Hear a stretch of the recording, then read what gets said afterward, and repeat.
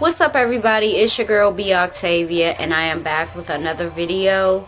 Welcome to my channel if you are new. My name is B Octavia. I am 24 years old and I'm from Washington, D.C. I am also a mom and I am an entrepreneur. Today is Mob Ties episode 1, and I will be talking about Sammy the Bull. Mafia ties, the Italian mob. What can we learn? What do we know? As I take you back in time, I will always make the lessons known, because we can learn a lot from those that came before us, going by certain codes and morals that make you the man that you are supposed to be, or the man that you are.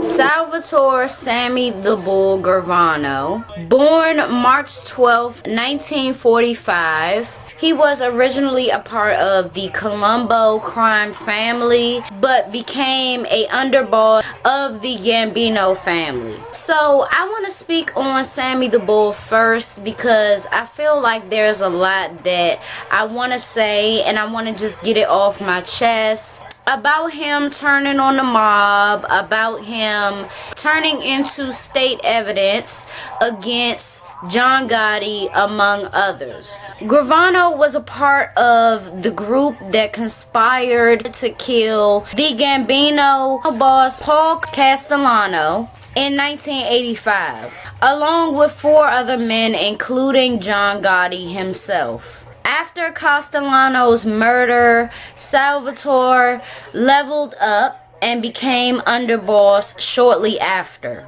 Only 6 years after becoming underboss and leveling up within the mob, until he became a government witness in 1991. Gambino played a major role in helping the prosecution sentence John Gotti, who was the crime family's boss. And in everybody's eyes, in a lot of people's eyes, that's a no-no. But I will get into the scenario as Sammy the Bull put it, of him actually speaking to John Gotti about this case and about what he should do and why he made the decision that he made. Now, none of it can be used as an excuse, you know. In the mob, in the mafia, there are no excuses. And there's no turning back. Whether you're doing something for them or you're going against them, there's no turning back. He testified as a government witness against him and other mobsters in a deal where he confessed to his involvement in 19 murders. As a result of his testimonies, John Gotti and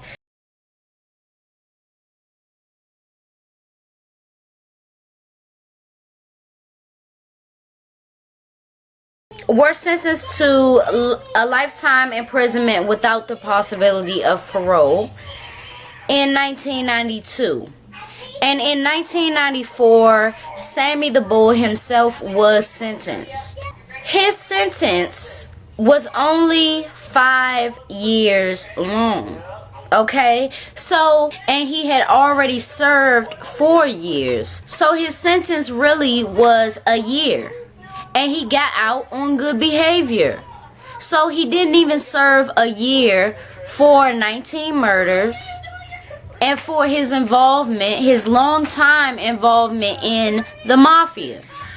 So when I say that, I'm saying that because a lot of people are talking about, still to this day, oh, is Rayful out of prison? Oh, you know, he might still be in there. He's not in there. Think about it. Rayful never killed nobody. He always had people killed. And if Sammy the Bull got out, or got a prison sentence of 5 years, which was not publicized, by the way. That was not publicized that he got 5 years. I didn't know that until I did the research. I was like, what the fuck? He didn't at least get 12, 13, 14 years? No. He got 5 years. And to kill people, and it was never having people killed, you know. It's either you know about a murder and you don't want the person that's going to get murdered, or you're doing it. in the mafia. And that's the thing that I do respect. Like, you gotta get your hands dirty. I don't make excuses for murderers, or I don't sit up and glorify somebody dying a horrible death. But my thing is to really be a legend and to have your name hold weight for a lifetime or lifetimes to come. You definitely got to get your hands dirty. Like, it's no, oh, I'm gonna call this person to put a hit out on this person. Like, maybe mob bosses do that, you know, but the mobsters themselves, they're getting their hands dirty. And Sammy the Bull, Salvatore Gambino, definitely got his hands dirty. And to only get 5 years, I mean, I've just never seen that. But the government really wanted to take down the mob. They were very desperate to do so. So if this case would have happened before the 90s, Sammy the Bull wouldn't have got off that easy. But during this time, there was a lot of murders going down in broad daylight, execution style, whatever the case is. The government, the police officials, the FBI, they all knew where it was coming from, but they want names, they want details, they want to know why, you know. So if somebody can hand them that, somebody who is not only the person that's getting their hands dirty but knows everything as an underboss, they're gonna take it and they're gonna reward him enormously. That's just how the 90s went for a lot of people too, you know. Snitches always got a better hand. When it was a really tense time and the police is not making their quotas from these murders, so all of these things are going up in flames, they're gonna hand out extra rewards on extra on extra. And as I told y'all, he only really had to do 1 year, and he got out in half time. From prison, from doing that prison sentence, he was moved into witness protection program, and he stayed there until 1995. He actually left the witness protection program, and me personally, I didn't know that you can do that. I didn't know that you can just be like, okay, I'm done with this. I'm gonna take my own risks. If I get iced, I get iced. You know, like, you could just walk away from that. I didn't know that. I didn't know that you can do that. Like, can you keep the identity that they gave you, or do you have to go back to who you were originally? Like, I have a lot of questions about that, because I didn't think that you can willingly just leave. But really, the government don't care. You know, they don't care after, hey, if you want to go and you want to take these risks on your own, you do it, you know. And witness protection don't mean that nobody won't know your face, you know. The world is a huge place, but it depending, you know, it depends on where you go, where you're placed, and you still might get noticed by somebody. And then what? You gotta move again?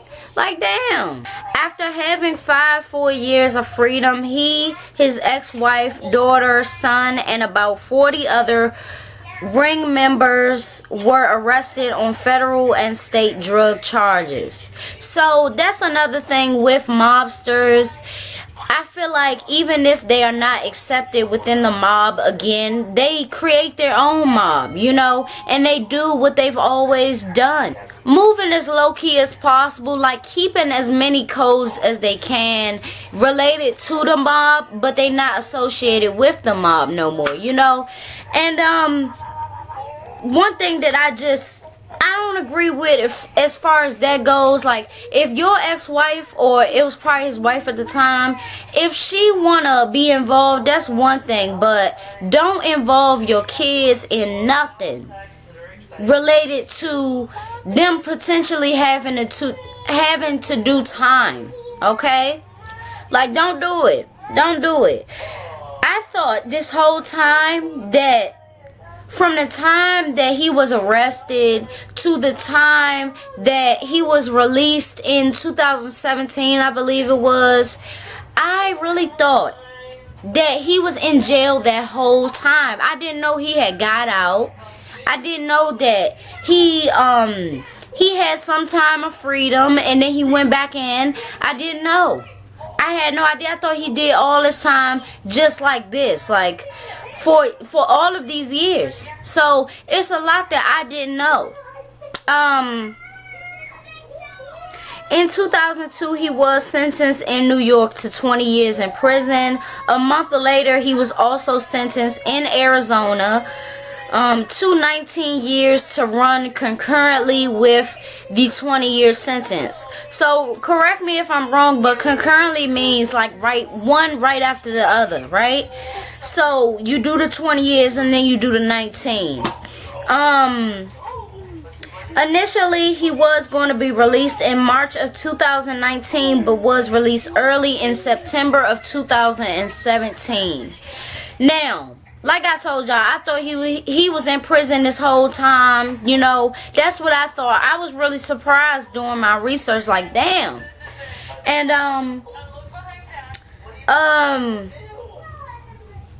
but do I believe that it's all karma? You know, it's karma for doing those 19 murders among other things and getting a slap on the wrist for it, you know, because I guarantee you, well, some people do it the other way, but I guarantee you if he had a longer sentence, you know, that first time, that he would have learned his lesson more. You know, then getting his 5 years, only doing 1, then you out. Like, no. I feel as though he would have learned his lesson and at least, you know, did something that had a lower risk, you know, because what we do know is that Sammy the Bull, he lost his hair.